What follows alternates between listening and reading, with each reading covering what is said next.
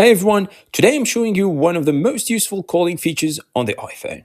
A feature that can instantly make your voice clearer and block out almost every background noise during phone calls.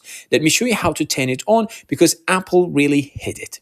So imagine I'm making a phone call after I dial the number and the call starts ringing. I swipe down from the top right corner to open Control Center.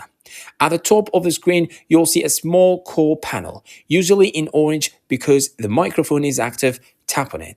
Now you'll see four options: automatic, standard, voice isolation, wide spectrum. Tap voice isolation. This is the magic setting. It uses the iPhone's microphones to block out wind, traffic, people talking, fans, all of it. The person on the other end hears only your voice, loud and clear. And here's the part most people don't know.